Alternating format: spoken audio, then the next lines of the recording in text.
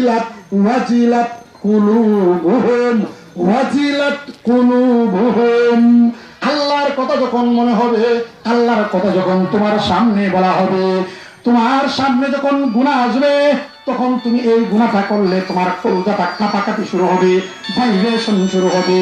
যদি ভাইব্রেশন শুরু হয় তাই মনে করবে আমি মুমিন মুমিন। ঠিক তোমার আম্মা আব্বার সামনে যখন তুমি দাঁড়াবা, তখন তোমার কলজাটা কাঁপাকাঁপি শুরু হয়ে যাবে। আম্মা আব্বা বলবে সন্তান মসজিদে যাও, সন্তান তুমি আদর্শ সন্তান হয়ে যাও।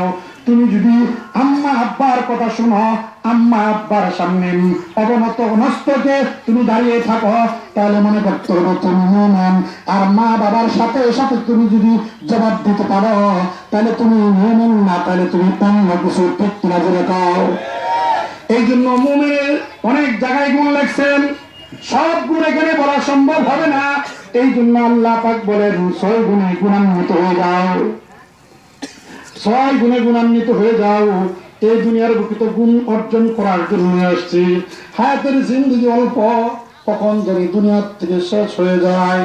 এই জন্য হায়াতের জিন্দেগিকে দামি করতে হবে। যারা দামি করছেন তারাই দামি হয়েছেন, যারা দামি করতে পারেন নাই তারা দামি হন নাই। এই জন্য আপনি আমি হায়াতের জিন্দেগিকে দামি করব। বিষা নামক কখন জানি শেষ হয়ে যায়, ওই বিষা আসার আগে আগে আমি আমার হায়াতের জিন্দেগিকে দামি করতে চাইতে চাই না। কখন কখন বলে আরো 1 বছর পরে, বলে না না না না। কওমি মাদ্রাসার মধ্যে একটা কিতাব আছে উর্দু রিসালা, যে রিসালাটা উর্দু জামাতের মধ্যে পড়া হয়, উর্দু কায়দা, এটার মধ্যে আছে আজকা কাম কাল পর না ডাল। আজকের কাজ কালকের জন্য রেখে দিও না। এক কবি বলছেন কুন সরমান কাল ওয়াক্তি, কুন সরমান কাল ওয়াক্তি ফাল মাকতুবি আসা ওয়া ইয়াকা আল্লাহ ওয়া হুয়া আকতারু ইল্লাহ ওয়া ইয়াকা আল্লাহ ওয়া হুয়া আকতারু ইল্লাহ। আজকের কাজ আজকেই করতে হবে, এই মুহূর্তে করতে হবে, এখন করতে হবে। ঠিক কিনা যেরকম। এই জন্য বাবা হায়াতের জিন্দেগিকে যদি দামি করতে হয়, তাহলে আমার হায়াতের জিন্দেগিকে 2টা ভাগে ভাগ করতে হবে। একটা ভাগ আমি আল্লাহর জন্য রাখবো, আর একটা ভাগ আমি দুনিয়ার মানুষের জন্য রাখবো। ও যুবকেরা, ও আব্বাজেরা, ও আলেম উলামাগণ, ও পীর মাশায়েখগণ, ও নেতাগণ, ও এমপিগণ, ও চেয়ারম্যানগণ, ও মেম্বারগণ, ও কৃষকগণ, ও শিক্ষিত অশিক্ষিত, সাদা কালো, লুলা লেংরা, গ্রামের হোক চাই শহরের হোক, বাড়িওয়ালা হোক চাই বাড়ি ছাড়া হোক, তোমরা যদি দুনিয়ার মধ্যে দামি হতে চাও, আল্লাহর কাছে যদি তুমি দামি হতে চাও, তাহলে তোমার হায়াতের জিন্দেগিকে 2টা ভাগে ভাগ করবা। যারা 2টা ভাগে ভাগ করছে তারা দুনিয়া থেকে তাদের নাকের মধ্যে আল্লাহ পাক জান্নাতের খুশবু লাগাই দিছে। দিছে না, দিছে না। এই জন্য দামি করতে রাজি আছি। আনতাল্লাযী ওয়ালাদাতকা উম্মুকা বাকিয়ান ওয়ান নাসু হাওলাকা ইয়াযহাকুনা মাসরুরা ফাজহাদ লিনাফসিকা ইয়াকুনু বাকিয়ান ফি ইয়াউমি মাউতিকা যাহিকান ওয়া মাসরুরা। যেদিন তুমি এসেছিলে বন্ধু, যেদিন তুমি এসেছিলে ভাবে কেঁদেছিল বন্ধু, তুমি একা এসেছিল সবে, এমন জীবন করলে গোপন, মরণে হাসিবে বন্ধু তুমি একা কাঁদিবে ভগবান, মরণে হাসিবে বন্ধু তুমি একা কাঁদিবে ভগবান। তোমার জন্য সারা বিশ্ব কাঁদবে, তোমার জন্য তোমার আম্মা আব্বা শুধু কাঁদবে না, তোমার জন্য শুধু তোমার বন্ধু বান্ধব শুধু কাঁদবে না। বন্ধুরে, তোমার হায়াতের জিন্দেগিকে যদি তাকসীম করতে পারো, আল্লাহ পাক তোমার হায়াতকে দামি করবে।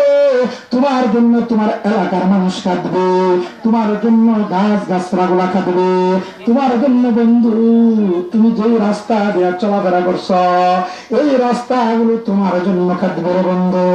ও বন্ধু, তুমি যেই গাছের নিচে তুমি জড়াইছিলা ওই গাছটা তোমার জন্য কান্নাকাটি করবে, তোমার জন্য আসমান কাঁদবে, তোমার জন্য জমিন কাঁদবে, তোমার জন্য চন্দ্র আর সূর্য কাঁদবে, তোমার জন্য আসমানের মধ্যে দুইটা দরজা আছে, যেই দুইটা দরজা তোমার জন্য রে বন্ধু কাঁদবে।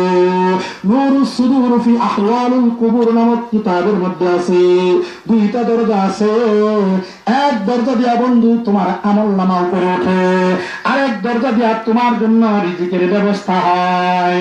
আল্লাহ পাক যখন তোমার মৃত্যুর জন্য আজরাইল পাঠাবে, আল্লাহ পাক আজরাইলকে বলবে অমুক কাছে অমুকের খানার ব্যবস্থা করো, তখন আজরাইল সারা পৃথিবীর বুকে দৌড়াদৌড়ি করবে, বলবে আল্লাহ সারা পৃথিবীর বুকে খানার কোনো অভাব নাই, কিন্তু তার নামের বরাবর খানা শেষ হয়ে গেছে। ও আল্লাহ সারা পৃথিবীর বুকের পানির কোনো অভাব নাই, পানি নাই, পানি নাই, কিন্তু তার নামের বরাবর পানি শেষ হয়ে গেছে। ওই দুনিয়ার থেকে যখন শেষ করে দিবে তখন এই দরজাগুলা দিয়া তোমার আমল আর উপরে উঠবে না, এই দরজা দিয়া তোমার জন্য যখন রিজিক আর আসবে না তখন বন্ধু তোমার জন্য এই দরজাগুলা পর্যন্ত কাঁদবে, বলবে আল্লাহ এই বান্দাটা তোমার বড় আশিক ছিল, যখন মসজিদ থেকে ডাক হয়ে গেছে তখন সব কিছু ফালাইয়া মসজিদের ভিতরে চলে গেছে, মসজিদের ভিতরে চলে গেছে, মসজিদের ভিতরে চলে গেছে। আজকে আমার দুনিয়ার বুকে অনেক জিনিসের সময় দিতে পারি, মসজিদের সময় দিতে পারি না, মসজিদের সময় দেওয়া লাগে না। আমরা মনে করি আমরা চাকরিতে সময় দেই, ইউটিউবে সময় দেই, ফেসবুকে সময় দেওয়ার সুযোগ হয়, কৃষক রোয়া লাগাইতে সময় হয়, সিএনজি ড্রাইভার সিএনজি ড্রাইভিং করতে সময় হয়, চাকরিজীবী চাকরিকে দিতে সময় তোমার হয়। আল্লাহ তোমার 24টা ঘন্টা দিল, 24টা ঘন্টা আল্লাহ তোমার দিছে, 1400 মিনিট তোমাকে আল্লাহ দান করলো, আল্লাহ দান করছে 1400 মিনিট তোমাকে দিছে, 1400 মিনিট। আল্লাহ বলে বান্দারে আমি তোর কাছে 1400 মিনিট আমি চাই না, 24 ঘন্টা তোর কাছে চাই না, 24 ঘন্টা তোর কাছে আমি চাই না, 1400 মিনিট সময় চাই না, আমাকে মাত্র 1 ঘন্টা সময় তুই আমারে দিবি, 1 ঘন্টা সময় দিলি সব কমপ্লিট হয়ে যাবে, 1 ঘন্টার ভিতরে তুই জান্নাত পাবি, 1 ঘন্টার ভিতরে তুই আমার দিদার লাভ করতে পারবি। যারা অল্প একটু সময় দিছে তাদের আমার দিদার লাভে ধন্য করেছি। ও বন্ধু তোরা শুধু আমি বড় মহব্বত করে বানাইছি, বড় আদর করে বড় বানাইছি, তুই আমার কলজার থেকে একটা ডাক দিবি, দর্দ দিল কি ওয়াস্তে पैदा किया इंसान को, वरना तौत के लिए कुछ कम न था करो बिया, वरना तौत के लिए कुछ कम न था करो बिया। 24 ঘন্টা ইবাদত করার জন্য আমি তোর মতো লোকেরা বানাই নাই, আমি তোর 24 ঘন্টা সেজদায় পড়ে থাক, 24 ঘন্টা মসজিদে পড়ে থাক, এই জন্য বন্ধু তোমাকে আমি বানাই নাই, আমি তোমাকে বানাইছি বড় মহব্বত কইরা বড় আদর কইরা কলজার থেকে একটা ডাক দিবা, আর এই এক ডাকে আমি আল্লাহ বলবো বান্দা বলো বলো বলো তোমার কি দরকার, আমি 70 বার তোমার আওয়াজের মধ্যে তোমার ডাকের মধ্যে সাড়া দেবো, লাব্বাইক ইয়া আবদি আল্লাহু আকবার। ও বান্দা দেখো তুমি একটু সময় দিতে পারো না, ওই যে হিংসের বাচ্চা আমিরুল মুমিনিন প্রধান খলিফা, ওই প্রধান খলিফার আন্ডারে আর একটা দেশ আছে, আর একটা জেলা আছে, মাযা খাসিরাল আলামু বিহিল ইনহিতাতিল মুসলিমিন মাযা খাসিরাল আলামু বিহিল ইনহিতাতিল মুসলিমিন, এগুলার মধ্যে পাওয়া যায় হিমসের গভর্নর সাইদ ইবনে আমর আল জুমাহি, যে আমর আল জুমাহি হিমসের এলাকার বাদশা ছিল, গভর্নর ছিল, প্রধানমন্ত্রী ছিল, মেন প্রধানমন্ত্রী আমিরুল মুমিনিন ছিল। যে আমিরুল মুমিনিনের ব্যাপারে উমর রাদিয়াল্লাহু আনহুর ব্যাপারে ফেরেশতা আল্লাহর রাসূলের কাছে সময় চাইছে, ইয়া রাসূলুল্লাহ, আপনার ছাত্র উমর, এই উমরের প্রশংসা আমি ফেরেশতা করতে চাই, আপনি আমাকে পাইবেন। দেখেন না, আমি বয়ান ওর মাঝখানে আমি বলেছি আমার কতটুকু সময়।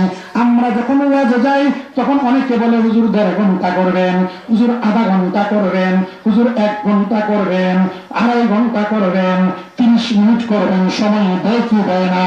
আমরা চেষ্টা করি এটার ভিতরেই শেষ করতে, গুছায় আগাছায় নিতে। আল্লাহর রাসূলের কাছে ফেরেশতা জিবরাইল আল্লাহর রাসূলের কাছে বলে, ইয়া রাসূলুল্লাহ, আপনার ছাত্র উমরের প্রশংসা আমি করবার চাই, আমাকে একটু সময় দেন। বলে ঠিক আছে, সাআতুন ওয়াহিদা, 1 ঘন্টা সময় তোমারে দিলাম। বলে 1 ঘন্টা প্রশংসা করে হবে না, কত সময় লাগবে? বলে কি ইয়ামান ওয়াহিদা, 1 দিন সময় দিলাম। বলে 1 দিন সময়ে আপনার ছাত্র উমরের প্রশংসা করে শেষ হবে না। এবার বলে কতদিন? উসবুন ওয়াহিদা, দাও 1 সপ্তাহ সময় তোমারে বললাম। জিবরাইলকে 1 সপ্তাহ সময় দিল উমরের প্রশংসা করার জন্য। আল্লাহর রাসূল বলে হবে না। বলে যাও 1 মাস টাইম দিলাম। বলে হবে না। বলে যাও সানাতুন ওয়াহিদা, 1 বছরের টাইম দিলাম, উমরের প্রশংসা তুমি করো। বলে হবে না, হবে না, হবে না। এবার বলে তাহলে কতটুকু সময় লাগবে? জিবরাইল বলে, ইয়া রাসূলুল্লাহ, ইয়া হাবিবাল্লাহ, আপনার উমরের প্রশংসা যদি করতে হয় তাহলে নূহ পয়গম্বরের হায়াত আমার লাগবে। বলে কত? বলে 1780 বছর। আল্লাহু আকবার, আল্লাহু আকবার। 1780 বছর।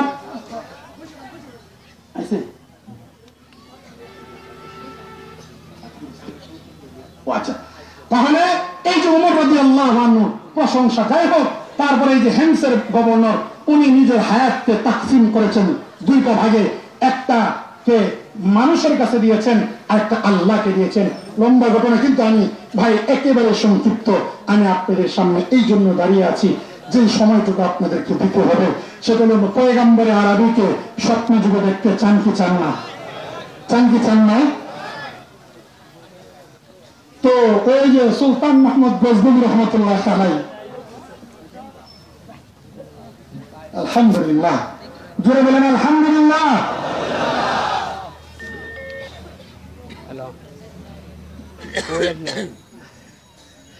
আলহামদুলিল্লাহ বলেন আলহামদুলিল্লাহ। হযরত ওয়ালা দামাত বারাকাতুহুমকে হায়াতে তাইয়্যিবা দান করুক, আমিন।